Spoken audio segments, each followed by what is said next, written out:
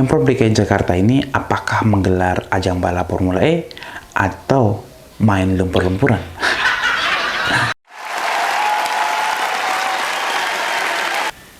Selamat malam, selamat berjumpa kembali bersama saya di Wandik Opini.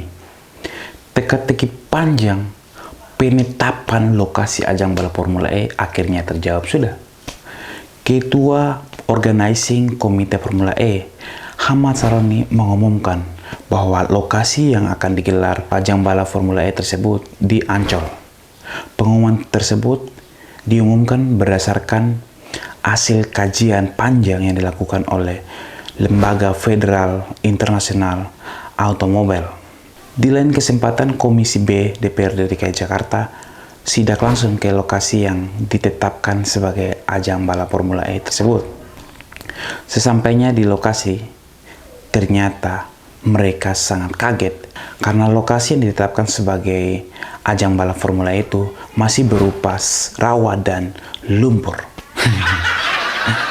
Pemprov DKI Jakarta ini apakah menggelar ajang balap Formula E atau main lumpur-lumpuran? Luar biasa bukan?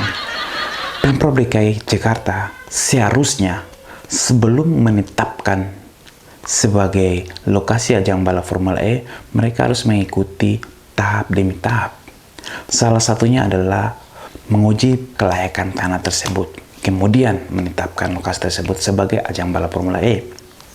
Menurut Sekretaris Komisi B DPRD DKI Jakarta, Pandapotang Sinaga, dalam kunjungan kerja ke lokasi ajang balap Formula E, ia mengatakan bahwa setelah melihat dengan kasat mata dan sesuai kemampuan saya, tidak mungkin Pemprov DKI Jakarta atau kontraktor yang ditunjuk membangun fasilitas ajang balap Formula E dalam 3 bulan.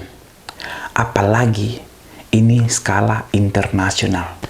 Kejanggalan terbesar dalam kasus ini adalah setelah Ancol ditetapkan sebagai lokasi ajang balap Formula E, tepatnya tanggal 20 Desember 2021, PT Ancol Jaya mengajukan permohonan pinjaman kepada Bank DKI Jakarta.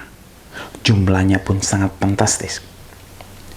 Setelah menjelang 3 hari, tepatnya tanggal 23 Desember 2021, Bank DKI Jakarta telah memberikan pinjaman tersebut kepada pihak Ancol Jaya.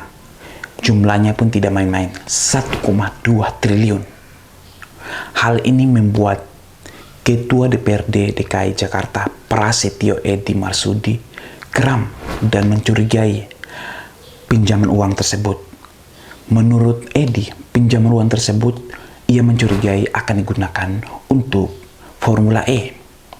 Menurut Edy, jika terbukti uang 1,2 triliun itu digunakan untuk kegiatan Formula E, maka Edy akan melaporkan ke Barreskrim Polri. Kasus ini dari awal memang banyak tuyul dan siluman, kata Muhammad Yusuf dalam Cokro TV. Awalnya Pemprov DKI Jakarta merencanakan akan menggelar ajang balap Formula E ini di Monas, dan mereka menebang pohon-pohon bersejarah itu. Setelah menebang, pohon-pohon tersebut hilang jejak kemana perginya. Setelah netizen dan warganet mengomentari habis-habisan Pemprov DKI Jakarta, akhirnya mereka buru-buru mengklarifikasi keberadaan pohon tersebut. Dalam kasus Formula E ini memang banyak kejanggalan dan transparansinya pun tidak jelas. DKI Jakarta membayar sebesar 560 miliar ke pihak Formula E sebagai komitmen fee. Tetapi sampai detik ini, bukti pembayarannya pun tidak tahu dan tidak pernah ada.